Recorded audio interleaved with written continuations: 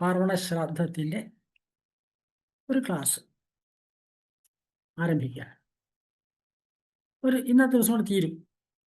ഒരു ചെറിയ ഒരു ചെറിയ നോട്ടുണ്ട്, ഒരു കുറിപ്പുണ്ട്. അത് ചെയ്യാൻ പഠിക്കണം. നമ്മൾ ഇത് പഠിക്കാൻ നമ്മൾ മാത്രം ചെയ്താൽ പോരാ, ഇത് ചെയ്യിക്കാൻ നമ്മൾ തയ്യാറാണ്. കാരണം ഇന്നത്തെ സാമൂഹ്യ അന്തരീക്ഷത്തിൽ ഏറ്റവും കൂടുതൽ പ്രശ്നമുള്ളത് പിതൃദോഷം പലർക്കും കാണാം. എല്ലാവരും പൊതുവെ പിതൃശ്രാദ്ധത്തിൻ്റെ പിതൃദോഷം കാണും. നമ്മൾ ദേവ അനുഗ്രഹവും പിതൃക്കളുടെ അനുഗ്രഹം നമ്മൾ രക്ഷപ്പെടുന്നു. ഏറ്റവും ശ്രദ്ധാപൂർവം ചെയ്യേണ്ടതാണ് പിതൃക്രിയകൾ. അതുകൊണ്ടാണ് അത് ശ്രാദ്ധം എന്ന പേര് പോലും വന്നത്. ശ്രദ്ധാപൂർവം ചെയ്യേണ്ടതാണ്, അത് ആവശ്യമാണ്. അത് പരിഹരിക്കാനുള്ള വഴികളാണ് പിതൃബലികളും പിതൃശ്രാദ്ധവും ചെയ്യുന്നത്. പണ്ട് കാലത്ത് എല്ലാവരും തന്നെ പിതൃസങ്കല്പത്തിൽ ബലികൾ ചെയ്തിരുന്നു, പിതൃബലികൾ ചെയ്തിരുന്നു. ഏകോദിഷ്ട ശ്രാദ്ധം, മരണാനന്തരം ആ മരിച്ചോടനെ ചെയ്യുന്ന ചില ക്രിയകൾ, ദശാഹബലി, അത് കഴിഞ്ഞ് വരുന്ന പിണ്ടം, അങ്ങനെ ചില കാര്യങ്ങൾ സാമാന്യത വേണ്ട പോലെ ചെയ്തിരുന്നു. കൂടാതെ വാർഷികമായി ചെയ്യുന്ന നമ്മുടെ പിതൃക്കൾ, ഏറ്റവും അടുത്ത ബന്ധുക്കൾ, നമ്മുടെ അച്ഛനും അമ്മയും അതുപോലെ ആളുകളൊക്കെ മരിച്ചാൽ ചെയ്യുന്ന ഏകോദിഷ്ട ശ്രാദ്ധം, ഒരാളെ ഉദ്ദേശിച്ച ശ്രാദ്ധം, അത് മിക്കവാറും പലരും ചെയ്തിട്ടുമില്ല. സമൂഹത്തിൽ വ്യാപകമായിട്ട് അതിൻ്റെ സ്വാധീനം ഉണ്ടായിരുന്നില്ല. കാരണം സ്മാർത്തന്മാർ, സ്മൃതികൾ അനുവർത്തിക്കുന്നവർ മാത്രമാണ് പണ്ട് കാലത്ത് ഏകോദിഷ്ട ശ്രാദ്ധം കൂട്ടിയിരുന്നത്. അപ്പോൾ സ്മൃതികൾ ഹിന്ദു സമൂഹത്തിൽ എല്ലാവരും സ്മൃതികൾ അനുഷ്ഠിച്ചില്ല. പക്ഷെ എല്ലാവരും പൊതുവെ ചെയ്തിരുന്നത് അതിന് പകരം വാവുകൾക്ക് ബലി കൂട്ടിയിരുന്നു. അത് പൊതുവെ ചെയ്തിരുന്നു.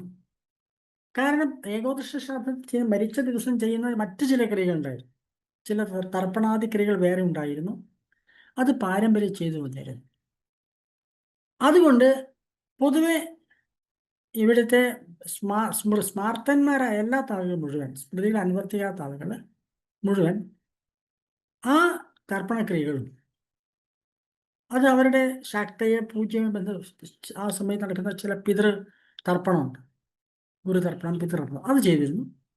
കൂടാതെ വാർഷികമായി ചെയ്യുന്ന പാർവണ ശ്രാദ്ധ കൂട്ടിയിരുന്നു.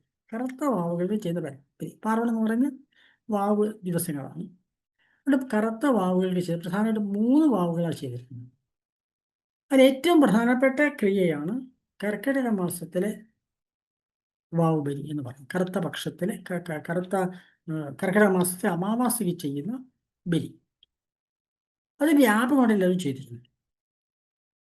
അത് ഒരു വ്യക്തി ഉദ്ദേശിച്ചല്ല, കേവലം ഏകോദിഷ്ട ശ്രാദ്ധം ഒരു വ്യക്തി ഉദ്ദേശിച്ച്, നമുക്ക് അറിയുന്നൊരു വ്യക്തി, നമുക്ക് ഓർമ്മയുണ്ട്, നമുക്ക് കണ്ടിട്ടുണ്ടാവും, നമുക്ക് പറയാം. പിതൃക്കളോ അല്ലെ പിതാമഹന്മാരോ മാതാവോ മാതാമഹന്മാരോ മാതാമഹികളോ അങ്ങനെയുള്ള ആളുകൾക്ക് വേണ്ടി ഏറ്റവും അടുത്ത് ചെയ്തിരുന്നു. ബാക്കി അതേസമയം ആ വംശപരം കുറേ ആളുകളുണ്ട്. ആ വംശപരമ്പരയ്ക്ക് വേണ്ടി മുഴുവൻ ചെയ്തിരുന്ന ക്രിയയാണ് പാർവണശ്രാദ്ധം. ഒരു വ്യക്തിയെ ഉദ്ദേശിച്ചിട്ടല്ല, നമ്മുടെ മുഴുവൻ പരമ്പരയ്ക്കും വേണ്ടിയിട്ടാണ് ചെയ്തിരുന്നത്. ഇടക്കാലത്ത് പല കാരണവും ലോപം വന്നു. കഴിഞ്ഞ 10-20 വർഷങ്ങളായിട്ട് ശ്രേഷ്ഠാചാര സഭ നിരന്തരമായിട്ട് ശ്രമിച്ചുകൊണ്ടിരിക്കുക തിരിച്ചു കൊണ്ടുവരാൻ വേണ്ടിയിട്ട്. കോഴിക്കോട് കേന്ദ്രമാക്കി സഭ ചെയ്തുകൊണ്ടിരിക്കുന്ന പ്രവർത്തനം, ഒരു പ്രധാന പ്രവർത്തനം, ഒന്ന് ആചാരങ്ങൾ തിരിച്ചു കൊണ്ടുവരിക എന്നുള്ളതാണ്. അനുഷ്ഠാനം, ആധ്യാത്മിക ഒരു വശമുണ്ട്. ആചാരങ്ങൾ തിരിച്ചു കൊണ്ടുവരിക അങ്ങനെ ആചാരങ്ങൾ ഒരു വ്യക്തിയെ രൂപവൽക്കരിക്കുന്നതും കൗടുംബികമായ ദൃഢത നിലനിർത്തുന്നതും മതത്തിൻ്റെ അടിത്തറയും ആചരണങ്ങളാണ്. ഇത് നഷ്ടപ്പെട്ടതാണ് ഇന്ന് നമ്മുടെ കുടുംബങ്ങൾ പറ്റി അപചയത്തിന് ഒരു പ്രധാന കാരണം. ഹിന്ദു മതത്തിനകത്ത് ആചരണം നഷ്ടപ്പെട്ടതാണ് ആ ഹൈന്ദവ മതത്തിനുണ്ടായിരുന്ന അപചയത്തിന് കാരണം. ആധ്യാത്മികത എല്ലാവർക്കും ഉണ്ടാവും, അത് വ്യക്തിപരമാണ്, വ്യക്തിനിഷ്ഠമാണ്. അത് വളരെ വ്യാപകമായിട്ട് നടക്കുന്നുണ്ട്. കാരണം സാധനയും മറ്റ് ആധ്യാത്മിക പഠനങ്ങളൊക്കെ വ്യാപകമായിട്ടുണ്ട്. പക്ഷെ ആചരണങ്ങൾ വേണ്ടത്ര ശ്രദ്ധയുണ്ടോ എന്ന് ചോദിച്ചാൽ വിളിച്ച ജനനം മുതൽ ജാതകർമ്മം മുതൽ ചോറൂണ്, നാമകരണം അങ്ങനെ തുടങ്ങിയ എല്ലാ കാര്യങ്ങളും ശവസംസ്കാര ക്രിയ വരെ ശ്രേഷ്ഠാചാര സഭ ഈ വർഷം ആദരണീയനെ മാധവ്ജിയുടെ അദ്ദേഹം ജനിച്ചതിൻ്റെ 100 വർഷം തികയാൻ പോവാണ്. 1926 അദ്ദേഹം ജനിച്ചത്. 2026 100 വർഷം പൂർത്തിയാണ്. അപ്പോൾ ഈ വർഷത്തിൽ ഈ ആചരണങ്ങൾക്ക് പെണ്ണുങ്ങൾക്ക് പ്രാധാന്യം കൊടുത്തുകൊണ്ട് സമൂഹത്തിൽ പരമാവധി പഠിപ്പിക്കാനുള്ള ഒരു പദ്ധതി ആരംഭിച്ചിട്ടുണ്ട്. പാർവണസാധ്യത എല്ലാം കഴിഞ്ഞ് കുറേ വർഷങ്ങളായിട്ട് നിരന്തരമായി പഠിപ്പിച്ചു വരുന്നു. ഓൺലൈൻ തുടങ്ങിയ ശേഷം ഓൺലൈനുണ്ട്, അതിപ്പോൾ ഓഫ്ലൈനായിട്ട് പഠിപ്പിക്കാറുണ്ടായിരുന്നു. അപ്പോൾ ഈ വർഷം നമ്മളൊരു തീവ്രമായ ഒരു പരിപാടി എന്നുള്ളതായിരിക്കും നമ്മുടെ സംസ്കാരക്രിയകൾ, സാധാരണക്കാരന് അനുവർത്തിക്കാവുന്ന മുഴുവൻ സംസ്കാരക്രിയകളും, ഗർഭാധാനം, ഗർഭകാലത്തുള്ള ചില ക്രിയകൾ, ഒരു കുഞ്ഞിനെ ഗർഭകാലം വളർത്തുന്നത് മുതൽ നമുക്ക് ചെയ്യാവുന്ന മുഴുവൻ സംസ്കാരക്രിയകളും ഓൺലൈനായിട്ട് പഠിപ്പിക്കുകയും അതിൻ്റെ ഓഫ്ലൈനായിട്ട് പരിശീലനം കൊടുക്കാൻ തീരുമാനിച്ചു. അതിൻ്റെ ഒന്നാമത്തെ ഭാഗമാണ് സത്യരീതി തുടങ്ങിയിരിക്കുന്നത്. താല്പര്യമുള്ളവർക്ക് ആ ക്ലാസ്സിൽ ചേരാം. അതിൻ്റെ ലിങ്കും നിങ്ങൾക്കിപ്പം ലിങ്ക് കിട്ടിയിരിക്കുന്ന മുഴുവൻ ഗ്രൂപ്പുകളും കിട്ടും. നിങ്ങൾ ചെയ്യേണ്ടത് അത് നിങ്ങൾ നോക്കി എല്ലാവരും ചേരുകയും കൂടാതെ പരിചയമുള്ള എല്ലാ ഗ്രൂപ്പുകളും ഷെയർ ചെയ്യും. കുടുംബത്തിലെ ഗ്രൂപ്പുകൾ, അതേപോലെ തന്നെ അമ്പലത്തിലെ ഗ്രൂപ്പുകൾ, എല്ലാ ഹൈന്ദവ കൂട്ടായ്മയിലും നിങ്ങൾക്ക് പരിചയമുള്ള മുഴുവൻ വ്യക്തികളെയും സുഹൃത്തുക്കൾക്ക് ഷെയർ ചെയ്ത് പരമാവധി ആളുകളെ പഠിപ്പിക്കണം. കാരണം പുരോഹിതന്മാർ സമൂഹത്തിന് ആവശ്യമാണ്. പുരോഹിതൻ നമ്മുടെ മുന്നോട്ട് നയിക്കുന്നവരാണ് പുരോഹിതൻ. ആചരണങ്ങൾ അനുഷ്ഠിക്കുന്ന പുരോഹിതൻ, അത് ആ സമൂഹത്തിന് ആവശ്യമാണ്. അതുകൊണ്ട് നമുക്ക് എല്ലാവർക്കും പുരോഹിതന്മാരാണ്, എല്ലാ പുരോഹിതന്മാരാവണം. നമ്മുടെ കുടുംബത്തെയും മറ്റുള്ളവരും മുൻപോട്ട് കൊണ്ടുപോകാൻ വേണ്ടിയുള്ള പൗരോഹിത്യ സ്വഭാവം എല്ലാവരും ഏറ്റെടുക്കണം. അതിന് പ്രത്യേക ഒരു വ്യക്തികളുടെയോ പരമ്പരയുടെയോ മാത്രമല്ല, സമൂഹം മുഴുവൻ ആളുകളും പുരോഹിതന്മാരെ മുൻപോട്ട് നയിക്കുന്നവരെന്ന്. അതുകൊണ്ട് ഭാഗമായി ചെയ്യുന്നത്. ഏതായാലും പാർവണ ശ്രാദ്ധത്തെ പറ്റിയാണ് ഇന്ന് എടുക്കാൻ പോകുന്നത്, നമ്മൾ ഉദ്ദേശിക്കുന്നത്. അത് നമ്മൾ കേൾക്കുകയും അതിൻ്റെ നോട്ടും അതിൻ്റെ PDF നമുക്ക് കിട്ടും. അതിന് കോപ്പി എടുത്ത് സൂക്ഷിക്കണം. നമുക്ക് മാത്രമല്ല അടുത്ത തലമുറയ്ക്ക് പകർന്നു കൊടുക്കണം. അത് നോക്കി വായിച്ച് പഠിച്ച് കുറേ പ്രാവശ്യം വായിച്ചാൽ ചെയ്യാവുന്ന ഒരു ലളിതമായ രീതി തയ്യാറാക്കിയിരിക്കുന്നു. ആരുടെയും സഹായമില്ലാതെ സ്വയം ചെയ്യാവുന്ന രീതിയിലാണ് ഇതിൻ്റെ നോട്ട് തയ്യാറാക്കിയിരിക്കുന്നത്, ഇതിൻ്റെ PDF തയ്യാറാക്കിയിരിക്കുന്നത്. നിങ്ങൾക്ക് കിട്ടും. ഈ ഗ്രൂപ്പുകളൊക്കെ അത് ഷെയർ ചെയ്യും. അതുകൊണ്ട് അല്ലെങ്കിൽ നിങ്ങൾക്ക് ചോദിച്ച ശ്രേഷ്ഠാചാര സഭയുടെ വെബ്സൈറ്റിലോ ഫേസ്ബുക്കിലൊക്കെ കിട്ടും. അത് ഇന്നത്തെ ഈ ബലികർമ്മൻ്റെ വീഡിയോ അതുണ്ട്. അതിനകത്ത് ആകെ 2 കാര്യങ്ങൾക്ക് എക്സ്ട്രാ വീഡിയോ ഉണ്ട്. ഒന്ന്, നമ്മൾ കൂർച്ച എങ്ങനെ ഉണ്ടാക്കാം, ദർഭപൂരമുണ്ട്, അതുപോലെ പവിത്രം എങ്ങനെ കിട്ടുക, ഇത് 2ൻ്റെ വീഡിയോ ഉണ്ട്. ഇത് മുഴുവൻ സംഘടിപ്പിക്കുകയും കാണുകയും പഠിക്കുകയും ചെയ്താൽ നമുക്ക് ഒറ്റയ്ക്ക് ആർക്കും ചെയ്യാവുന്ന വിഷയത്തിൽ തയ്യാറാക്കിയിരിക്കുന്നു. ഇത് പ്രത്യേകിച്ച് ഒരു അഡ്മിഷൻ ഫീസ് വെക്കാതിരിക്കും. കാരണം സമൂഹത്തിൽ പ്രചരിക്കേണ്ടത് ആവശ്യമാണ്. സമൂഹം എല്ലാവരും ഹൈന്ദവ സമൂഹം രക്ഷപ്പെടണമെങ്കിൽ ഇതുപോലെ കാര്യങ്ങൾ ചെയ്തേ തീരൂ എന്നുള്ളതുകൊണ്ടാണ്. അതുകൊണ്ട് നിങ്ങളിത് സ്വകാര്യമായി മാത്രം വയ്ക്കേണ്ടതല്ല, എല്ലാവരെയും അത് പകർന്നു കൊടുക്കേണ്ട ധർമ്മം ഒരു ഹിന്ദു എന്നുള്ള രീതി നമുക്ക് ഇപ്പോഴുണ്ട്. അത് നിങ്ങളെല്ലാം ചെയ്യണം പറയുന്നു. അപ്പോൾ എന്തിനാ ശ്രാദ്ധ കിട്ടുന്നത്, ബലിയിടുന്നാരാ? പൊതുവെ ധാരണ മരിച്ചവർക്ക് മോക്ഷം കിട്ടാനാണ്. പക്ഷെ അത് അങ്ങനെ സിദ്ധാന്തം നമ്മൾ ഹൈന്ദവ മതത്തിനെതിരാണ്. താൻ നിരന്തരം ചെയ്യുന്ന കർമ്മങ്ങൾ താൻ അനുഭവിച്ചിടുക എന്നേ വരും. താൻ ചെയ്യുന്ന കർമ്മത്തിന് ഫലം താൻ അനുഭവിക്കും. പിന്നെ എങ്ങനെയാ മരിച്ചുപോയവർക്ക് നമ്മൾ കർമ്മം ചെയ്ത് അവർക്ക് മോക്ഷം കിട്ടുക? അത് അടിസ്ഥാന ഹൈന്ദവ ധർമ്മത്തെ സങ്കല്പത്തിനെതിരാണ്. അപ്പൊ ശരിക്കും മരിച്ചു പോയവർക്കല്ല ശ്രാദ്ധം മുട്ടുന്നത്. ഏത് ശ്രാദ്ധം മുട്ടുന്നത് ഏറ്റവും മനസ്സിലാക്കേണ്ട കാര്യമാണ്. ഒരാൾ മരിച്ച സമയത്ത് ശവസംസ്കാരം ചെയ്യും. അത് മരിച്ചാൾക്ക് ആവശ്യമുള്ളതാണ്. മരണം തീരുമാനിച്ചാൽ നടത്താൻ ഒരു ചെവിയിലൊത്ത് മാത്രമാണ് ഈ മരിച്ചവർക്ക് വേണ്ടിയുള്ളത്. ചെവിയിലൊത്തും വെച്ചാൽ അത് മരിക്കുന്ന മുൻപ് ചെയ്യേണ്ടതുമാണ്. പക്ഷേ ഇപ്പോഴത് ഇന്നത്തെ കാലത്ത് കഴിയാത്തവർ മരിച്ചു കഴിഞ്ഞ ശേഷം ചെവിയിലൊത്ത് ചെയ്യാറ്. അത് അവർക്ക് ആവശ്യമാണ്, കേൾക്കുന്ന സമൂഹത്തിന് ആവശ്യം. എന്താണ് മരണം എന്ന് മനസ്സിലാക്കേണ്ടത് ആവശ്യമാണ് ആ ക്രിയ. ബാക്കി ശവസംസ്കാരം സമൂഹത്തിന് വേണ്ടിയിട്ടാണ്. അവിടെ ജീർണിച്ചാൽ ആ മൃതശരീരം ജീർണിച്ചാൽ ആ സമൂഹത്തിന് ബുദ്ധിമുട്ടാണ്. സമൂഹത്തിന് വേണ്ടി സഞ്ചയനം മരിച്ചവർക്ക് വേണ്ടിയല്ല. ആ എല്ലുകൾ സൂക്ഷിച്ച് സംഭരിച്ച് വെച്ച് അതിൽ കൃഷിഭൂമിയാക്കി മാറ്റണം. നമുക്ക് ശ്മശാന ഭൂമിയില്ല, ഹിന്ദുവിന് ശ്മശാന ഭൂമിയില്ല, പ്രത്യേകിച്ച് ശ്മശാനമില്ല, മുഴുവൻ കൃഷിഭൂമിയാണ്. അപ്പോൾ കൃഷിഭൂമിയാക്കി മാറ്റണമെങ്കിൽ അവിടെ ബാക്കി നിൽക്കുന്ന സംസ്കരിച്ച് ബാക്കി നിൽക്കുന്ന എല്ലുകൾ സംഭരിച്ച് അത് കൊണ്ടുപോയിട്ട് പ്ലാവിൽ നിന്നിട്ട് ഒഴിച്ചിടും. അല്ലെങ്കിൽ സമുദ്രത്തിൽ കളയും. സമുദ്രത്തിൽ ഈ ജലത്തിൽ കളയുന്ന രീതി ശരിക്കും ഹിന്ദുമതത്തില്ല. പക്ഷെ എന്ത് പറ്റി ഇടക്കാലത്ത് പലർക്കും ഭൂരിഭാഗം സമൂഹത്തിനും അവർക്ക് സ്വന്തം ഭൂമി ഉണ്ടാവില്ല. ജന്മിയുടെ ഭൂമിയിൽ അവരുടെ അസ്ഥി വയ്ക്കാൻ സമ്മതിക്കില്ല. അപ്പൊ അവരെന്ത് ചെയ്യും? അവരാകെ ചെയ്യാവുന്ന ഒരു കാര്യം എന്താണ്? ജനസാമാന്യത്തിൽ ചെയ്യാവുന്നത് അത് കൊണ്ടുപോയിട്ട് സമുദ്രത്തിൽ സമർപ്പിക്കുക, പ്രപഞ്ചത്തേക്ക് ലയിപ്പിക്കുക. അല്ലെങ്കിൽ ശരിക്കും ചെയ്യേണ്ടത്, അത് ക്രിയ അനുസരിച്ച് ചെയ്യേണ്ടത്, അവിടുത്തെ പാലുള്ളൊരു മരം വെച്ചാൽ പ്ലാവിൻ്റെ അടിയിൽ അണമിക്കുക. ഈ പാലുള്ള മരത്തിനടിയിൽ കുഴിച്ചിട്ടാണ് ചെയ്യുക. കാരണം അതിന് ആ മരത്തിന് നല്ല വളമായി തീരുക. ഇതേ ഉദ്ദേശമുള്ളൂ. സഞ്ജയന ഉദ്ദേശം അത്രയേ ഉള്ളൂ. സഞ്ജയനം കഴിഞ്ഞ് ചെയ്യുന്ന മന്ത്രത്തിൽ പറയുന്നത് കൃഷിഭൂമിയാണ് എന്ന് ഡിക്ലറേഷനാണ് ആ സഞ്ജയന കർമ്മത്തിൻ്റെ അർത്ഥം ശരിക്കും പറഞ്ഞാൽ. അപ്പോൾ കാരണം സഞ്ജയനം കഴിഞ്ഞാൽ അവിടെ വാഴ വയ്ക്കും, നവധാന്യങ്ങൾ വിതയ്ക്കും. ഇത് കൃഷിഭൂമിയാണെന്ന് പറയാൻ വേണ്ടിയിട്ടാണ്, അത് പറയാൻ വേണ്ടിയിട്ടാണ്, കൃഷിഭൂമിയൊക്കെ മാറ്റാൻ വേണ്ടിയിട്ടാണ്. എത്ര ദുരിതമുള്ള ഭൂമിയും ശുദ്ധീകരിക്കാൻ നവധാന്യങ്ങൾ വിതച്ച് പശുവിനെ കൊണ്ട് തീറ്റുകയാണ് ചെയ്യും.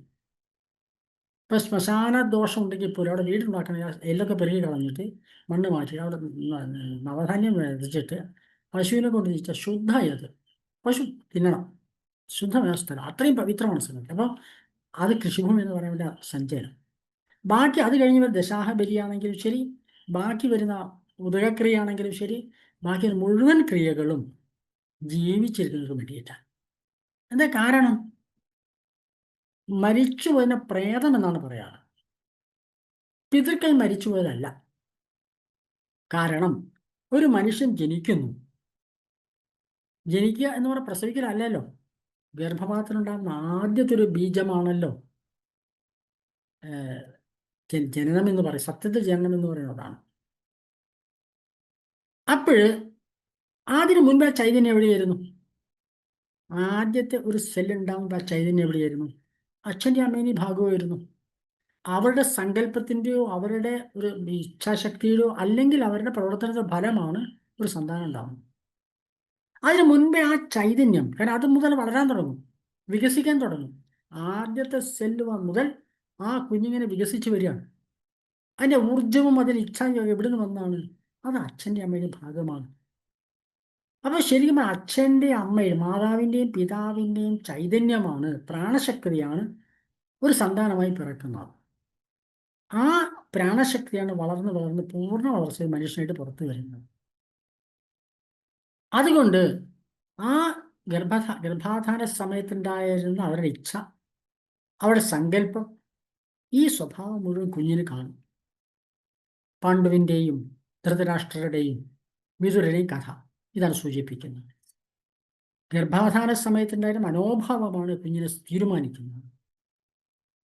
അപ്പൊ അതിനു മുൻപ് ചൈതന്യം അവരുടെ ഉള്ളിലുണ്ടായിരുന്നു. മാതാവിൻ്റെയും പിതാവിൻ്റെയും ഉള്ളിലാണ് ഉണ്ടായിരുന്നത്. അപ്പൊ അവരുടെ ചൈതന്യമാണ് മകനായിട്ട് മാറുന്നത്. അവരുടെ ഉള്ളിൽ ചൈതന്യമുണ്ട്, അവരുടെ മാതാവിൻ്റെയും പിതാവിൻ്റെയും ചൈതന്യമുണ്ട്. അങ്ങനെ മുൻപോട്ട് പോകുന്ന സമയത്ത് 7 തലമുറയുടെ ചൈതന്യം സജീവമായിട്ട് നമ്മുടെ ഉള്ളിലുണ്ട്. ഇത് ആധുനിക ശാസ്ത്രം പറയുന്നുണ്ട്. നമുക്ക് രോഗം വന്നു, രോഗം ഭൗതികമായ ശരീരത്തിനകത്ത് സ്വസ്ഥമാണ്. ആ രോഗം വന്ന ഡോക്ടർ എന്താ ചോദിക്കുക? ഒരു ബിഷപ്പിൽ ആണെന്താ ചോദിക്കുക? അച്ഛനുണ്ടായിരുന്നു, അമ്മാവനുണ്ടായിരുന്നു, മുത്തശ്ശനുണ്ടായിരുന്നു ചോദിക്കും. ആ ചൈതന്യം നമ്മുടെ ഉള്ളിലുണ്ട്. പണ്ട് കാലത്തൊരു മകൻ ഉണ്ടായാൽ പേരിടുന്ന അച്ഛൻ്റെ പേരാണ് ഒരാളിടുക. സ്വന്തം അച്ഛൻ്റെ പേരാണ് മകനിടുന്നത്. മുത്തശ്ശൻ്റെ പേരാണ് പേരക്കുട്ടിക്ക് ഇടുക. കാരണം ആ സ്വഭാവമാണ് കൂടുതൽ കാണുക. അച്ഛൻ്റെ സ്വഭാവത്തേക്കാൾ അമ്മയുടെ സ്വഭാവത്തേക്കാൾ അവരുടെ മാതാപിതാക്കളുടെ സ്വഭാവമാണ് പലപ്പോഴും കുട്ടികൾക്ക് കാണുക. കാരണം അതിങ്ങനെ പരമ്പരയായിട്ട് വരിക. ചൈതന്യം പരമ്പരയായിട്ട്, സ്വഭാവം, മനോഭാവം, ചിന്തകൾ എല്ലാം പരമ്പരയായിട്ട് വരുന്നതാണ്. അങ്ങനെ തൻ്റെ ഉള്ളിൽ തൻ്റെ പൂർവ്വജന്മാർ മരിക്കാതെ സജീവമായിട്ട് നിൽക്കുന്നു. അപ്പൊ തൻ്റെ ഉള്ളിൽ സജീവമായി നിൽക്കുന്ന പൂർവികരുടെ ചൈതന്യത്തെയാണ് പിതൃക്കൾ എന്ന് പറയുന്നത്. അത് മരിക്കില്ല, തൻ്റെ ഉള്ളിൽ തന്നെയാണ്. അപ്പൊ തൻ്റെ ഉള്ളിലുള്ള പൂർവികരുടെ ചൈതന്യത്തിന് വേണ്ടി താൻ ചെയ്യുന്ന ക്രിയയാണ് പിതൃശ്രാദ്ധം എന്ന് പറയുന്നത്. അത് തൻ്റെ വികാസത്തിന് വേണ്ടിയിട്ടാണ്. ഇന്ന് ക്രിയ മുഴുവൻ കഴിഞ്ഞാൽ നമുക്ക് മനസ്സിലാവും. ഒരു ശ്രാദ്ധക്രിയ ശ്രദ്ധിച്ചാൽ, നിരീക്ഷിച്ചാൽ നമുക്ക് മനസ്സിലാവും ഇത് നമ്മുടെ ഉള്ളിലുള്ള ആ പിതൃചൈതന്യത്തിന്റെ വികാസത്തിന് വേണ്ടി നാം ചെയ്യുന്ന ക്രിയയാണ് എന്ന് മനസ്സിലാവും. ആണ് ഏറ്റവും രസം. അതുകൊണ്ട് മരിച്ചവർക്ക് തന്നെയാണോ ക്രിയ, ശ്രാദ്ധം അവർക്ക് എന്ത് ചെയ്യാൻ ചോദിച്ചാൽ അല്ല, നമുക്ക് വേണ്ടിയിട്ടാണ്. അവളുടെ ചൈതന്യം നമ്മുടെ ഉള്ളിലുണ്ട്. ഇത് ആധുനിക ജനിതശാസ്ത്രവും RNA DNA തുടങ്ങിയ സമ്പ്രദായം, അതേപോലെ തന്നെ നമ്മുടെ സങ്കല്പങ്ങളും എല്ലാം അറിയാം. ആയുർവേദ ശാസ്ത്രമൊക്കെ നമുക്ക് അറിയാം. അതുകൊണ്ട് വളരെ ശാസ്ത്രീയമായ ഒരു പദ്ധതിയാണ് ശ്രാദ്ധം എന്ന് പറയും. പിതൃശ്രാദ്ധം എന്ന് പറയും. അത് മരിച്ചവർക്ക് വേണ്ടിയിട്ടേ അല്ല, നമ്മൾ ജീവിച്ചിരുന്ന പൂർവ്വന്മാർക്ക് വേണ്ടിയിട്ടാണ്. ഒരു മാവുണ്ടാവുന്നു. ആ മാവുണ്ടാവുന്ന മാവിൻ്റെ വിത്തിൽ നിന്നാണല്ലോ. ഏത് തള്ളമാവിൽ നിന്നാണ് ആ വിത്ത് വന്നത്, അതിൻ്റെ മുഴുവൻ ഗുണങ്ങളും ദൂരെ അറിയാത്ത സ്ഥലത്ത് പോയി ഉണ്ടാവുന്ന ഒരു മാവിനുണ്ടാവും. അത് ആ മാങ്ങയുടെ സ്വാദ്, ഇലയുടെ ആകൃതി, ഇത് മുഴുവൻ തള്ളമാവിൻ്റെയാണ്. അതേപോലെ മനുഷ്യൻ്റെ ഉള്ളിലും ആ പാരമ്പര്യമുണ്ട്.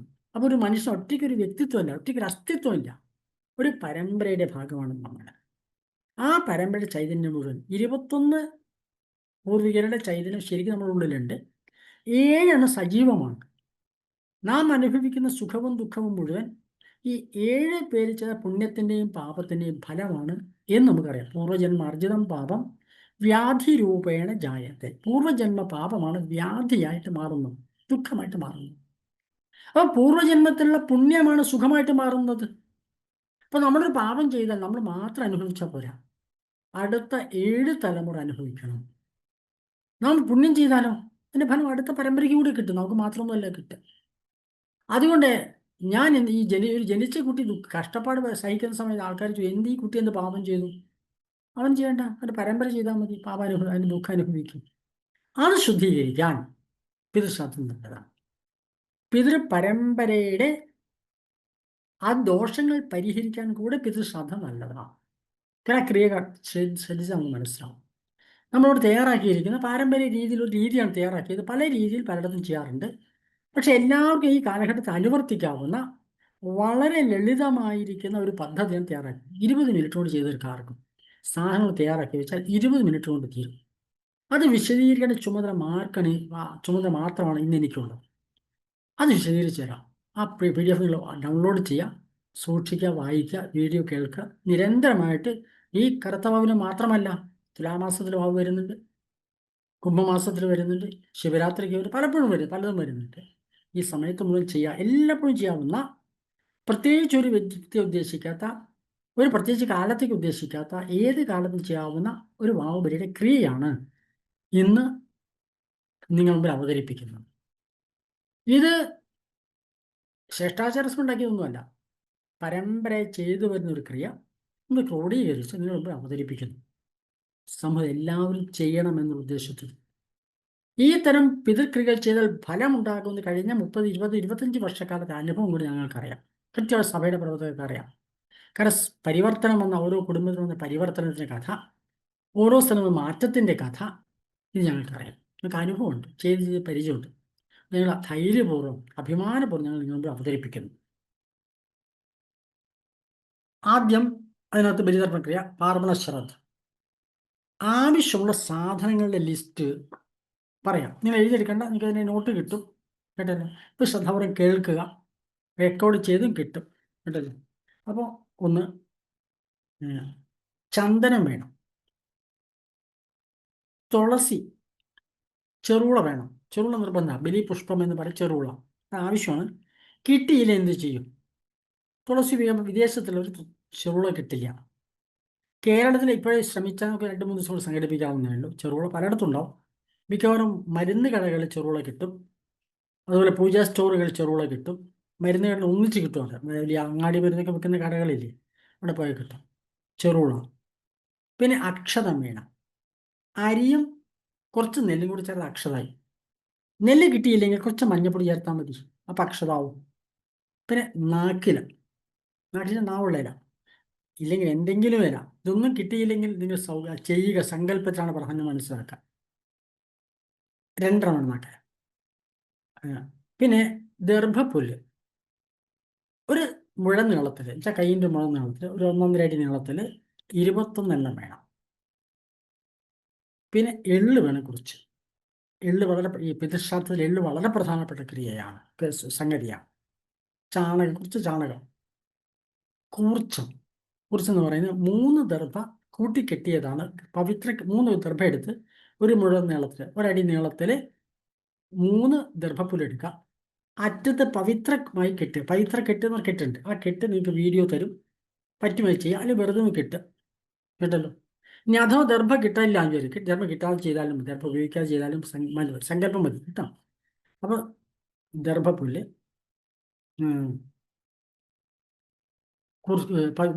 കുർച്ചം, പിന്നെ പവിത്രം. നിങ്ങൾ സാധാരണ കണ്ടിട്ടുണ്ടാവും. കയ്യിൽ വലത് കൈയിൻ്റെ മോതിരം വരാണ് പവിത്ര ഇടുക. ദർഭ കൊണ്ട് കുട്ടി കെട്ടിയ ഒരു മോതിരം പവിത്രം. അഥവാ ദർഭ കിട്ടിയിൽ കറ കൊണ്ടും ചെയ്യാറുണ്ട് പാരമ്പര്യമായിട്ട്. പിന്നെ കുർച്ചം വേണം, പവിത്രം വേണം. ഒരു പാത്രത്തിൽ ശുദ്ധജലം വേണം. കിണ്ടിയാണ് കേരളത്തിൽ ഉപയോഗിക്കാറ്. അതുകൊണ്ട് കിണ്ടിയിൽ ശുദ്ധജലം എന്നാണ് നോട്ട് പറഞ്ഞിരിക്കുന്നത്. ശുദ്ധജലം വേണം. അഥവാ കിണ്ടി അല്ലെങ്കിൽ കിണ്ടിയാണ് വെള്ളം ഇങ്ങനെ എടുത്ത് ഒഴിക്കാം. ഒരു സ്പൂണും കൂടെ വേണം. ഒരു ശുദ്ധജലം, ഒരു പാത്രം, കിണ്ടി, ഒരു സ്പൂൺ. ഒരു വിളക്ക് നല്ലതാണ്. പക്ഷെ പൊതുസ്ഥലങ്ങളിൽ വിളക്ക് വയ്ക്കാൻ പറ്റില്ല. വിളക്ക് വേണമെന്നില്ല. സങ്കല്പിച്ചാൽ മതി. ആദിത്യനെ സാക്ഷിയായിട്ട് ചെയ്താലും മതി. പക്ഷെ വീട്ടിലൊക്കെ ആകുമ്പോൾ നമുക്ക് വിളക്ക് വയ്ക്കാറ്. വീടുകൾ ചെയ്യുന്ന രീതിയാണ് തയ്യാറാക്കിയത്. ഇതേ സംഗതി നമുക്ക് പൊതുസ്ഥലത്ത് ചെയ്യിക്കാവുന്നതാണ്. അല്ലെ, വിളക്കിലുണ്ടെങ്കിൽ എണ്ണ, തിരി, തീപ്പെട്ടി ഇത് വേണം. ഉണങ്ങലരി വറ്റിച്ച് വേവിച്ചത്, ഇതാണ് കവ്യം എന്ന് പറയുന്നത്. ഹവിസ് എന്ന് പറഞ്ഞാൽ ദേവതയ്ക്കുള്ള നിവേദ്യത്തിനുള്ളതാണ്. അതേ വസ്തു ഉണങ്ങലരിയാണ് ഉപയോഗിക്കുക കേരളത്തിൽ. ആ ഉണങ്ങലരി വറ്റിച്ച് വേവിക്കണം. വെറുതെ വാർത്ത് വേവിക്കരുത്. വേവിക്കണം. അതാണ് ഈ കിട്ടിയില്ലെങ്കിൽ പച്ചരി ഉപയോഗിക്കാം. കേരളത്തിൽ പുറമെ ഉണങ്ങലരി കിട്ടില്ല. പച്ചരി ഉപയോഗിക്കാം. അങ്ങനെ സാമാന്യ സാധനങ്ങൾ നോക്കിയാണ്. പിന്നെ നമുക്ക് അതിൻ്റെ നോട്ട് നോക്കിയിട്ട് മാറ്റി വേണം തയ്യാറാക്കുന്നത്. അപ്പോൾ ഇത്രയും സാധനങ്ങൾ വേണം. നമുക്ക് പെട്ടെന്ന് സങ്കല്പിക്കാവുന്ന സാധനങ്ങളാണ്. ഇതെല്ലാം കിട്ടിയിൽ ചെയ്യാതിരിക്കരുത്. അതിനുവേണ്ടി കാത്തിരിക്കേണ്ട, സങ്കല്പിക്കുക. അടുത്ത വർഷം നമുക്ക് ഇതൊക്കെ സംഘടിപ്പിച്ച് ചെയ്യാം. കേരളത്തിൽ എത്ര ദൂരെയാണെങ്കിലും കേരളത്തിൽ നമുക്ക് ദർഭയും അതേപോലെ തന്നെ ചെറുളയും എല്ലായിടത്തും കിട്ടും. കുറച്ച് നേരത്തെ ശ്രമിച്ചാൽ കിട്ടും നമുക്ക്. പിന്നെ ഒരുക്കേണ്ട ക്രമം: ഒരു ചതുരശ്ര അടി സ്ഥലം ചാണകം മെഴുകി ശുദ്ധമാക്കണം. ഒരടി നീളത്തിൽ തന്നെ മുൻപിൽ നേരെ ഒരടി ദീർഘചതുരാകൃതിയിലിട്ട് ഒരു ചാണകം കൊണ്ട് മെഴുകുക. കിട്ടിയില്ലെങ്കിലോ വെള്ളം കുറഞ്ഞ അത് ചെയ്താൽ മതി. അതിനകത്ത് വിളക്കുണ്ടെങ്കിൽ അതിൻ്റെ മുൻഭാഗത്ത് കുറച്ച് വലത്ത് മാറിയിട്ട് ഒരു വിളക്കിൽ തെക്ക് വടക്ക് തിരിയിട്ട് വെക്കണം. എല്ലാ വസ്തുക്കളും അടുത്തുണ്ടോ എന്ന് ഉറപ്പ് വരുത്തുക. നിങ്ങൾ നേരത്തെ പറഞ്ഞ മുഴുവൻ വസ്തുക്കൾ അടുത്തുണ്ടോ എന്ന് ഉറപ്പ് വരുത്തുക. കേട്ടല്ലോ. പിന്നെ ഇരുന്ന് ശുദ്ധമായിരിക്കാം, സ്വസ്ഥമായിട്ടിരിക്കുക. തീരെ സ്വസ്ഥമായ. കേട്ടല്ലോ. അത് സാധാരണ പോലെ വീട്ടിലൊക്കെ നമുക്ക് ശരി ചമ്രം പണി തന്നെ ഇരിക്കാം. കുന്തുകാലിരിക്കണം, മുതുകാൽ മടക്കി വെക്കണം എന്നൊക്കെ പറയുന്നത്. അത് പൊതുസ്ഥലത്താണെങ്കിൽ അതിനോട് നിർബന്ധമൊന്നുമില്ല. സ്വസ്ഥമായിട്ടിരിക്കാം. കാരണം അങ്ങനെ ചെയ്യുമ്പോൾ നമുക്ക് പിറകെ ശ്രദ്ധയിരിക്കാൻ പറ്റില്ല. സ്വസ്ഥമായിട്ടാണ് ചെയ്യേണ്ടത്. സ്വസ്ഥമായ ആസനത്തിലിരിക്കാം. പിന്നെ സങ്കല്പം. ഇരുന്ന് കഴിഞ്ഞൊക്കെ എല്ലാം തയ്യാറാക്കി വയ്ക്കണം. സങ്കല്പം ചെയ്യണം. സാധാരണ സങ്കല്പം ചെയ്യുക ഇടത്ത് കൈയിൽ വലത് കൈ വെച്ച് അട്ടകം പിടിച്ചാൽ മതി. ഇടത് കൈയിലേക്ക് വലത് കൈ പിടിക്കുക. ഇന്ന് വലതു ഭാഗത്ത് വയ്ക്കാം. വലത്ത് തുടയിൽ വയ്ക്കാം. അങ്ങനെയാണ് സങ്കല്പം ചെയ്യാറ്. അതിന് ശാസ്ത്രീയ ഒരു വശമുണ്ട്. ഇട പിങ്കള നാടികളുടെ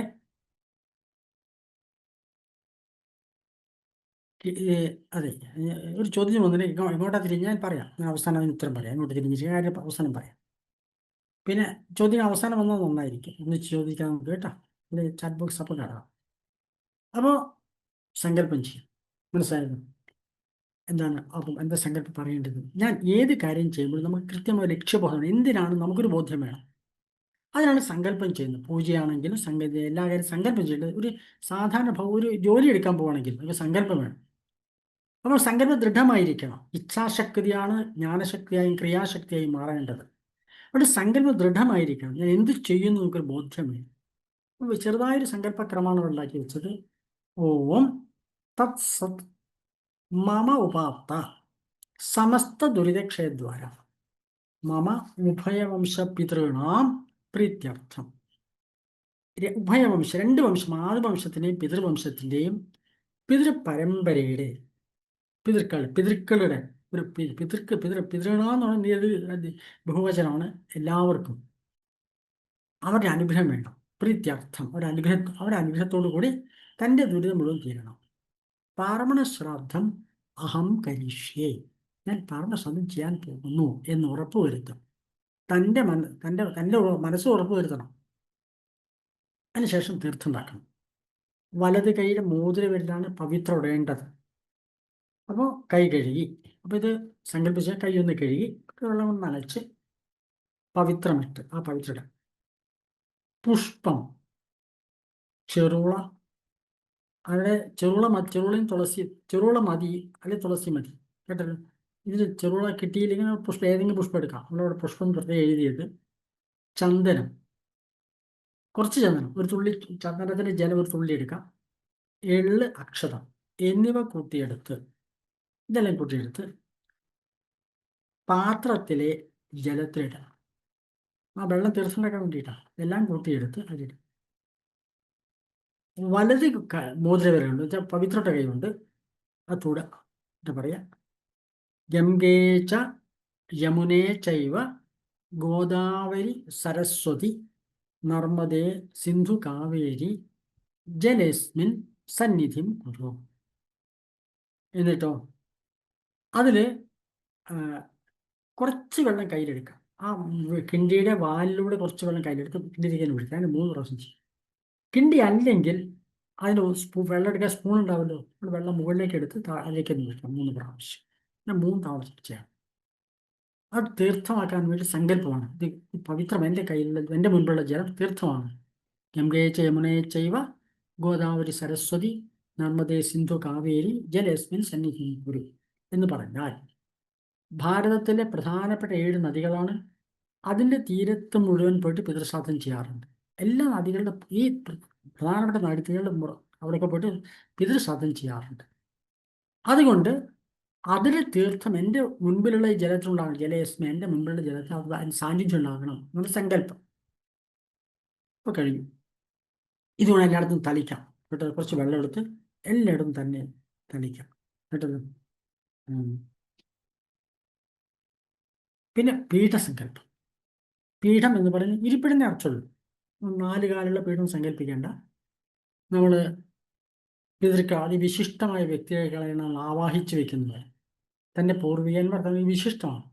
പക്ഷെ എവിടെ ആവാഹിക്കുന്ന പ്രശ്നം മരിച്ചുപോയ സ്ഥലത്ത് അല്ല എന്ന് മാത്രമേ ഇവിടെ വ്യത്യാസമുള്ളൂ. പൂർവികന്മാരെ തന്നെയാണ്, പക്ഷെ അത് മരിച്ചുപോയവരല്ല കേട്ടല്ലോ. അപ്പം ആവാഹിച്ച് അവരിരുത്താൻ ഒരു നിലത്തിരിക്കാൻ പാടില്ല. ഒരു വിശിഷ്ട വ്യക്തി എവിടെ ഇരിക്കുക. പണ്ട് കാലത്ത് ഒരു പായെങ്കിലും ഇട്ട് കൊടുക്കും, ഒരു പുല്ല് പായെങ്കിലും ഇട്ട് കൊടുക്കും അല്ലേ, അല്ലെങ്കിൽ ഒരു പഴയ കൊടുക്കും. ഇന്നത്തെ കാലത്ത് കസേര കൊടുക്കും, അല്ലെങ്കിൽ കൊടുക്കും, ഇരിക്കാനെങ്കിൽ കൊടുക്കും ആര് വന്നാലും. അതുകൊണ്ട് അവർക്ക് ഒരു ഇരിക്കാൻ കിട്ടുക. മന്ത്രം കൊണ്ടാണ് നമ്മൾ ആവാഹിക്കുന്നത്, നമ്മൾ സങ്കല്പം കൊണ്ട് ആവാഹിക്കുന്നത്. സങ്കല്പപീഠം മതി. അപ്പം വലത് കൈയിൽ കുറച്ച് ജലമെടുത്ത് മുൻപിൽ തളിക്കുക. അവിടെ 21 ദർഭപ്പുല്ല്, നമ്മൾ നേരത്തെ ചാണകം തളിച്ച് വെച്ചിട്ടുണ്ട്, അവിടെ തളിക്കേണ്ട. അവിടെ 21 ദർഭ പറഞ്ഞിട്ടല്ലോ, തലയുള്ള 21 ദർഭ. ഇതെടുത്ത് തലഭാഗം തെക്കോട്ട് വരുന്ന രീതിയിൽ വിരിക്കുക. മനസ്സിലായി? തലഭാഗം തെക്കോട്ട് വേണം, ആ രീതി വിരിക്കണം. 21ൻ്റെ അർത്ഥം എന്ന് വെച്ചാൽ അടിത്തറ. ഒരു ജന്മത്തിന് അടിത്തറ 21 പരമ്പരയാണ്. 7 തലമുറയുടെ പുറകിൽ അതിൻ്റെ 3 തലമുറ കൂട്ടിയിട്ട് 21 പരമ്പര സങ്കല്പം കേട്ടത്. അപ്പോൾ 21 പിതൃ പരമ്പരയ്ക്ക് വേണ്ടി ഈ പീഠം അവിടെ അങ്ങനെ വിരിക്കുന്നത്. അതാണ് അടിത്തറ. വിരിക്കുക. തൊഴുതുകൊണ്ട് അവിടെ പിതൃക്കളെ ആവാഹിക്കാനുള്ളതാണ് പീഠമാണ് സങ്കല്പിക്കുക. ആ പീഠം എന്തിനാണ് സങ്കല്പിക്കണം? തൊഴുതുകൊണ്ട് പ്രാർത്ഥിക്കുക. പിതൃക്കൾക്ക് ഇരിക്കുന്ന പീഠമാണ്, പിതൃക്കൾ വന്ന് അവർ സാന്നിധ്യം ചെയ്യാതെ പീഠമാണ് എന്ന് സങ്കല്പിക്കണം. അതിലേക്കാണ് പിതൃ ചൈതന്യങ്ങൾ ആവാഹിക്കേണ്ടത്. അപ്പോൾ ചെറുള, ചന്ദനം, എള്ള്, അക്ഷതം, കൂർച്ചം, തീർത്ഥം. വലത് കൈയിൽ കുറച്ച് പുഷ്പം എടുക്കാം. എന്നുവെച്ചാൽ ചെറുളന് ചെറുള അല്ലെങ്കിൽ പുഷ്പം. ചെറുള, തുളസി വേണം, നിർബന്ധ കാര്യമൊന്നുമാണ് കേട്ടോ. ചെറുള ഇല്ലെങ്കിലേ തുളസി വേണ്ടു. ചെറുളയാണ് ഇതിലേക്ക് പ്രധാനം. ബലിപുഷ്പം എന്നതിൻ്റെ പേര്. എള്ള് നിർബന്ധമാണ്, എള്ള് വേണം. അക്ഷതം, അരിയും നെല്ലും കുറച്ച്. കൂർച്ചം 3 ഗർഭക്കുള്ളിൽ കുറിച്ചുണ്ടാക്കിയിട്ട്, അത് സൂക്ഷ്മ ശരീര പ്രതീകമാണ്. ഇടാ പിങ്കള നാഴിയുടെ പ്രതീകമാണ് കുറിച്ചം എന്ന് പറയുന്നത്. തീർത്ഥം, കിണ്ടിയിൽ തീർത്ഥം ഉണ്ടാകും ചേർത്ത് വലത് കൈ പിടിക്കുക. എന്നാൽ ഇടത് കൈ കൊണ്ട് ഹൃദയത്തോട് ചേർത്ത് വെക്കുക. ഇടത് കൈ കൂട്ടി ഹൃദയത്തോട് ചേർത്ത്. തൻ്റെ അച്ഛൻ്റെയും അമ്മയുടെയും മാതാവിൻ്റെയും പിതാവിൻ്റെയും പരമ്പരയിലുള്ള എല്ലാ പിതൃക്കളുടെയും സാന്നിധ്യം ഉണ്ടാകട്ടെ എന്ന് പ്രാർത്ഥിക്കും. ഇവരെ മുഴുവൻ പരമ്പര സാന്നിധ്യം ഉണ്ടാക്കുന്നത് മനസ്സുകൊണ്ട് ഉറപ്പിക്കാം. ശ്രദ്ധാപൂർവം ദൃഢനിശ്ചയത്തോട് സങ്കല്പിച്ച് അവിടെ വരും. ആണ് പ്രത്യേകത. നമ്മൾ വളരെ പവിത്ര അത് മനസ്സിൽ സങ്കല്പിക്കുമ്പോൾ തൻ്റെ മനസ്സിൽ ഇത് മാത്രം വന്നു, ഇത് മാത്രമേ മനസ്സിലൊന്ന് ഉറപ്പ് വരുത്തിയിട്ടാണ് നമ്മൾ പ്രാർത്ഥിക്കേണ്ടത്.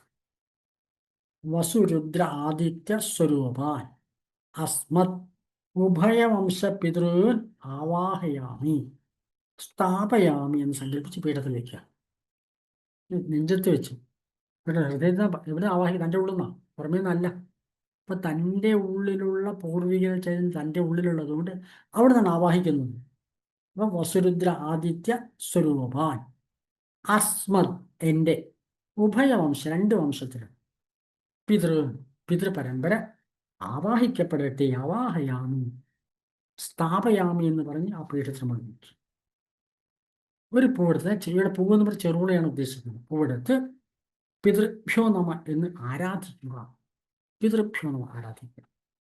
വലത് കൈയിൽ ജലമെടുത്ത് എള്ള് തൊട്ട്, എള്ള് കുറച്ച് ചേർക്കാം. കാരണം തിലോദകമാണ് സമർപ്പിക്കുക. തിലോജി എള്ള് ചേർത്ത ജലത്തിനാണ് പ്രാധാന്യം. എള്ള് ചേർത്ത് ചൂണ്ടുവിരലോട് സമർപ്പിക്കാം. വലത് ചൂണ്ടുവിരൽ സമർപ്പിക്കാം. ജലം സമർപ്പയാമി. ഒരു പൂജയാണിത്. സാധാരണ പൂജയിൽ തന്നെ ക്രിയ. ആദ്യം ജലം, പിന്നെ അത് 3 പ്രാവശ്യം ചെയ്യാം. പിന്നെ ഇതേപോലെ തന്നെ ചന്ദനം എടുത്ത് ജലം ചേർത്ത് ചൂണ്ടുവിരലോട് ചന്ദനം സമർപ്പിക്കാം. ഗന്ധം സമർപ്പയാമി എന്ന് പറയാം. വീണ്ടും 3 പ്രാവശ്യം ജലം സമർപ്പിക്കണം. ഓം നമ എന്ന് പറഞ്ഞ് 3 പ്രാവശ്യം ജലം സമർപ്പിക്കാം.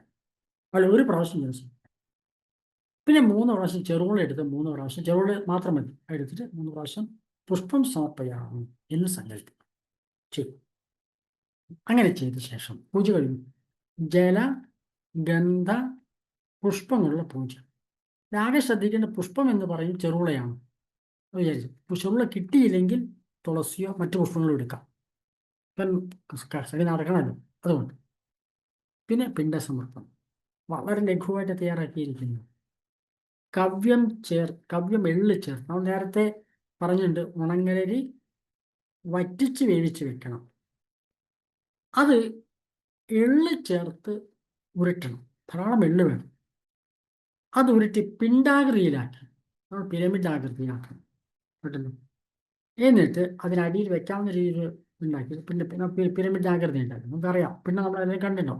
ഇല്ലെങ്കിൽ ഉരുട്ടി വെച്ചാലും മതി. കഴിയുന്നതും ഒരു പിണ്ടാകൃതി വയ്ക്കാം. അതിൻ്റെ പിണ്ണമെടുത്ത് സങ്കല്പിക്കാം. അതിൻ്റെ കയ്യിൽ വെച്ച് ഹൃദയത്തോട് ചേർത്ത് സങ്കല്പിക്കാം. മാതൃവംശേ മൃതായേച്ച പിതൃവംശേ തഥൈവച്ച ഗുരു ശുശ്രുര ബന്ധുവന ഏ ചാന്യേ ബാന്ധവസ്മൃത. തൻ്റെ ബന്ധപ്പെട്ട മുഴുവൻ പിതൃക്കളെ സങ്കല്പിക്കുക. തിലോദകം ച പിണ്ഡം ച പിതൃണാം പരിതുഷ്ടയേ സമർപ്പയാമി ഭക്ത്യാഹം പ്രാർത്ഥയാമി പ്രസീദമേ എന്ന് മനസ്സുരുകി പ്രാർത്ഥിക്കണം. അവിടെ സങ്കല്പത്തിനുള്ള പ്രാധാന്യം. താനുമായി ബന്ധപ്പെട്ട മാതൃവംശത്തിലും പിതൃവംശത്തിലും ബന്ധുവർഗത്തിലും ഗുരുപരമ്പരയിലും അതുപോലെ തന്നെ സകല ബന്ധുക്കളെയും അതുപോലെ മറ്റേതെങ്കിലും ആളുകളുണ്ടെങ്കിൽ പലപ്പോഴും നമ്മുടെ സുഹൃത്തുക്കളും നമ്മുടെ ശത്രുക്കളും ഒക്കെ നമുക്ക് ആവശ്യമുണ്ട്. അവരുടെ പിതൃപരമ്പര നമ്മൾ അനുഗ്രഹിക്കണം. അവർക്ക് മുഴുവൻ തിലോദകവും പിണ്ഡവും സമർപ്പിക്കുന്നു. തിലോദകം ച പിണ്ഡം ച എന്തിനാ? പിതൃണാം പരിതുഷ്ടയെ അവരുടെ സന്തോഷത്തിന് വേണ്ടി സമർപ്പിക്കും. സമർപ്പയാമി ഭക്തിയാഹം. അപ്പം ഭക്തിയാഹം വാക്കുകൊണ്ട് പറഞ്ഞാൽ പോരെ, തൻ്റെ ഉള്ളിൽ ഭക്തി വേണം. പ്രാർത്ഥയാമി പ്രസീദമി എന്നെ അനുഗ്രഹിച്ചാലും എന്ന് പറയും. എന്നവിടെ വയ്ക്കുക. അതിനുശേഷം 3 പ്രാവശ്യം ജലം സമർപ്പിക്കാം. എപ്പോഴും ജലം എന്ന് പറയുമ്പോൾ എള്ള് ചേർത്ത് ജലമാണ് സമർപ്പിക്കേണ്ടത്. 3 പ്രാവശ്യം ചെയ്യണം. അപ്പോൾ എള്ള് ചേർത്ത് തിലോദകമാണ് സമർപ്പിക്കേണ്ടത്. എപ്പോഴും സമർപ്പിക്കുമ്പോൾ വലത് ചൂണ്ടുവിരലോട് സമർപ്പിക്കണം. അതിനുശേഷം വീണ്ടും ചന്ദനജലം സമർപ്പിക്കുക. ഗന്ധം സമർപ്പിക്കാമി. 1 പ്രാവശ്യം ജലം ഓം നമ.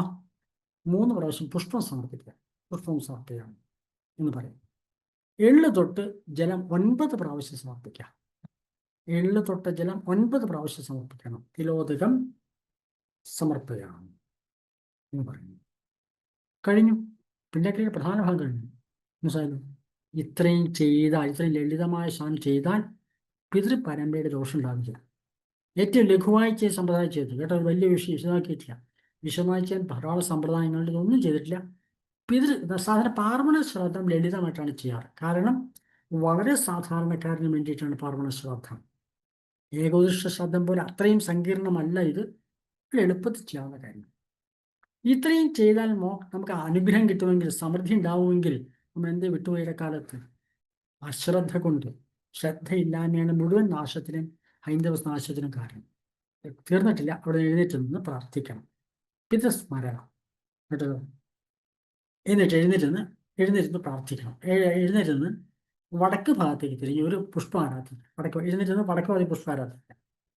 എന്നിട്ട് അവിടെ പ്രാർത്ഥിക്കണം. പുണ്യസ്ഥലങ്ങളുടെ ആ പുണ്യചൈതന്യം മുഴുവൻ നമ്മൾ പിതൃക്കൾക്ക് ലഭിക്കണം. ആ പുണ്യസ്ഥലങ്ങൾ സങ്കല്പിക്കണം കേട്ടല്ലോ.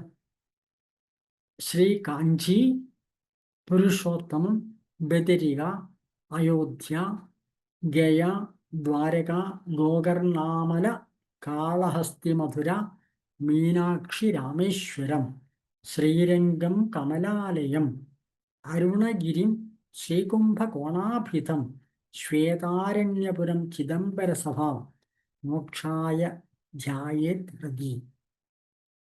ഭാരതത്തിലെ മുഴുവൻ പുണ്യസ്ഥലങ്ങളും നമ്മൾ അവിടെയൊക്കെ പോയ പിതൃശ്രാദ്ധം ചെയ്യേണ്ട സ്ഥലങ്ങളാണ്. അവിടെ മുഴുവൻ പോയിട്ട് പിതൃശ്രാദ്ധം ചെയ്യണം. അതിന് പറ്റാത്തതുകൊണ്ട് സങ്കല്പിച്ചാൽ ആ ചൈതന്യം ഇവിടെ ഉണ്ടാകും.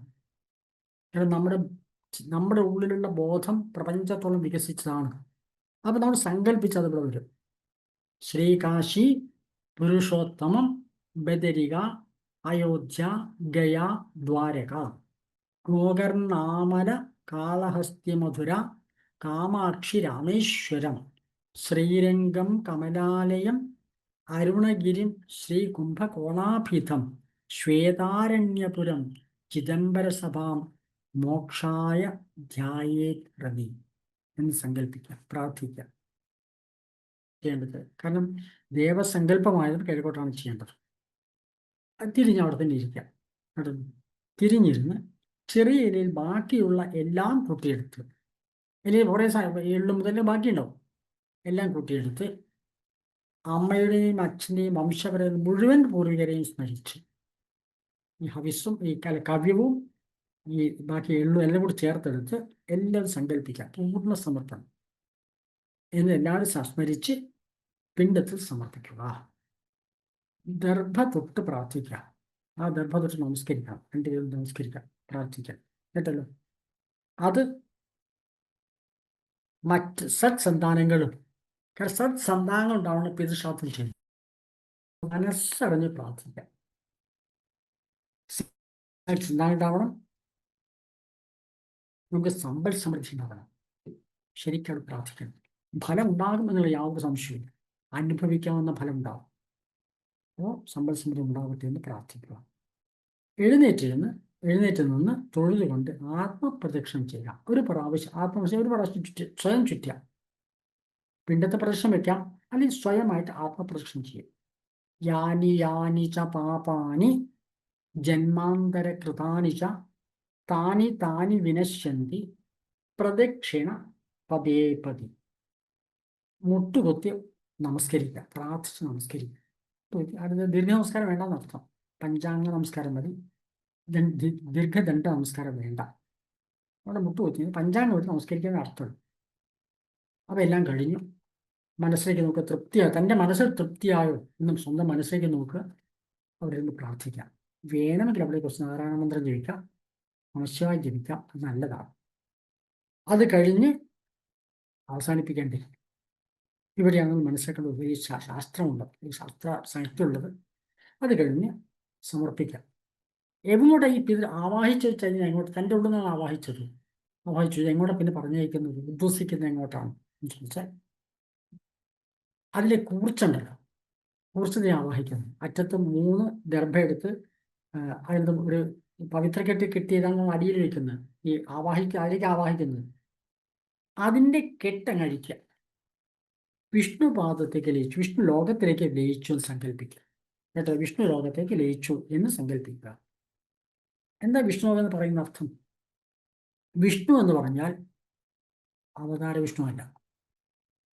ഈ പ്രപഞ്ചത്തിൽ നിറഞ്ഞിരിക്കുന്ന ഈശ്വര ചൈതന്യത്തെയാണ് വിഷ്ണു എന്ന് പറയുന്നത്. ഈശ്വരൻ എവിടെയാ? എല്ലായിടത്തും ഉണ്ടെന്ന് പറയുമല്ലോ. ആ പ്രപഞ്ചം നിറഞ്ഞിരിക്കുന്ന ചൈതന്യത്തെയാണ് വിഷ്ണു എന്ന് പറയുന്നത്, വ്യാപിച്ചു നിൽക്കുന്നതെന്ന അർത്ഥം.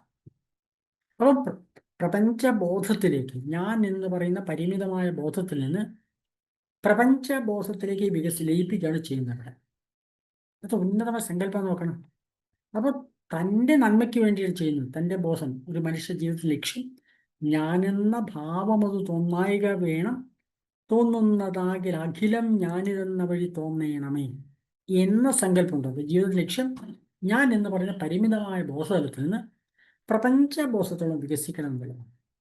അത് സാധിക്കാൻ വേണ്ടി തൻ്റെ ഉള്ളിലുള്ള പിതൃചൈതന്യത്തെ, ആ പിതൃചൈതന്യത്തിലാണ് നമ്മളുണ്ടാവുന്നത്. അപ്പോൾ തൻ്റെ ചൈതന്യം അടക്കമാണ് ഇവിടെ വരുന്നത്. അത് വിഷ്ണു ലോകത്തേക്ക് ജയിപ്പിക്കുന്നത്. വിഷ്ണു ലോകം എന്ന് പറയുന്നത് പ്രപഞ്ചമാണ്. പ്രപഞ്ചത്തിൽ മുഴുവൻ നിറഞ്ഞ ഈശ്വര ചൈതന്യത്തെയാണ് വിഷ്ണു എന്ന് പറയുന്നത്. ഞാനെന്ന ബോധം, അഖിലം ഞാൻ എന്ന് പറയുന്ന ബോധം എന്ന് പറയുന്നത് പ്രപഞ്ചബോധമാണ്. എനിക്ക് പോട്ടെ എന്ന് സങ്കല്പിക്കും. കേട്ടല്ലോ. പിന്നെ പിണ്ടവും എല്ലാം കൂടി എടുക്കുക. ഒരു ഇലയിലേക്ക് നമ്മൾ 2 ഇല പറഞ്ഞിട്ടുണ്ട്. ഒരേ വസ്തുക്കളൊക്കെ വെക്കേണ്ടത്. ആ 2 നാക്കില പറഞ്ഞത്, ഒന്ന് എല്ലാ വസ്തുക്കളും വെക്കാനും, ഒന്ന് ഹവിസ് കവ്യം, ആ നിവേദിച്ചോറ് ഉണ്ടാക്കി വെക്കാനും വേണ്ടിയിട്ടാണ് രണ്ടാമത്തെ ഇല. അതവിടെ നിന്നാണ് ഇത് ഹവിസ് കവി എടുത്തിരിക്കുന്നത്. അതിലെല്ലാം കൂട്ടി വെച്ച് 2 ഇല കൂടി ചേർത്ത് വെക്കാം. കാരണം ഇത് കൊണ്ടുപോകുമ്പോൾ വീട് പൊട്ടിപ്പോണ്ട. കേട്ടല്ലോ. പിണ്ടവും പുല്ലും അടക്കം എല്ലാം എടുത്ത് ഈ നാക്കിലയിൽ വെച്ച് തലയ്ക്ക് മുകളിൽ പിടിച്ചാൽ കൊണ്ടുപോകാൻ സാധിക്കും. അങ്ങനെ വേണം നിർബന്ധമൊന്നുമില്ല. നേരെ കൊണ്ടുപോയിട്ട് തെക്കേ മുറ്റത്ത് കൊണ്ടുപോയി തളിച്ച് മെഴുകിയ സ്ഥലത്ത്, വീട്ടിലാണ് വീടിൻ്റെ തെക്ക് ഭാഗത്ത് തളിച്ച് മെഴുകിയവരിലേക്ക് തയ്യാറാക്കി വെക്കണം. തെക്കിവിടെ ആയിട്ട് തളിച്ച് റെഡിയാക്കി വെക്കണം. അവിടെ വെച്ച് കൈ നനച്ച് കൈ കൊട്ടി പ്രാർത്ഥിക്കുക.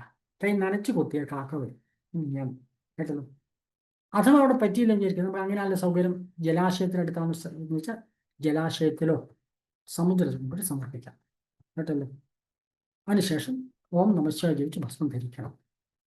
അപ്പം നമ്മളോട് നമസ്കരിക്കുന്ന സമയത്ത്, ആ ഗർഭതൊട്ട് നമസ്കരിക്കുന്ന സമയത്ത് അവിടെ ഇരുന്ന് കുറച്ച് നാരായണ മന്ത്രം ജപിക്കുന്ന നല്ലതാണ്. സമയമുണ്ടെങ്കിൽ അത് ഗുണം ചെയ്യും. നാരായണൻ വിഷ്ണുവാണല്ലോ. വിഷ്ണുവിൻ്റെ മന്ത്രമാണ് നാരായണൻ എന്ന് പറയുന്നത്. അത് ചെയ്യുന്ന നന്നായി. കേട്ടല്ലോ. അപ്പോൾ ഇത്രയും കാര്യങ്ങൾ നമ്മൾ ചെയ്യാം. എത്ര സമയം എടുക്കും? പറയാൻ തന്നെ എത്ര സമയം എടുക്കും? ആകെ ഒരു അരമണിക്കൂർ എടുത്തിട്ടുണ്ടാവും. അരമണിക്കൂർ 40 മിനിറ്റ് എടുക്കാം.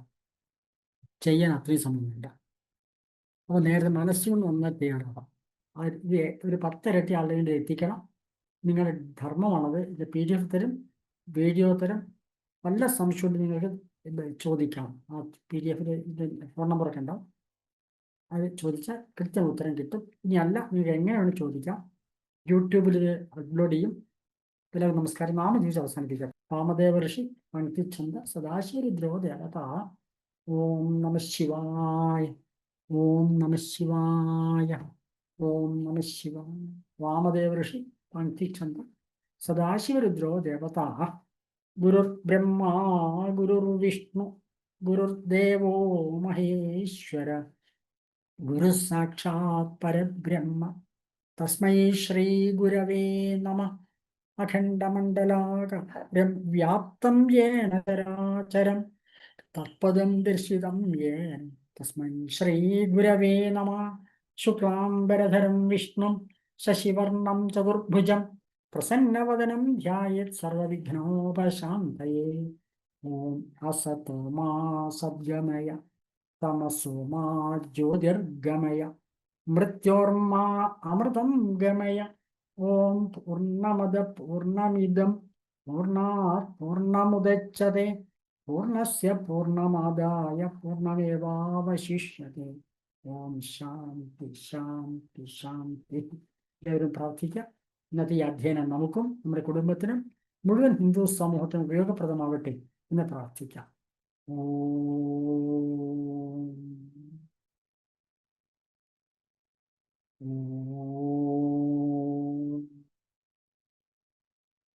എല്ലാവർക്കും നമസ്കാരം. പിതൃക്രിയ വേണ്ടവർ ചെയ്യാൻ കഴിയട്ടെ എന്ന് പ്രാർത്ഥിക്കുന്നു. നമസ്കാരം.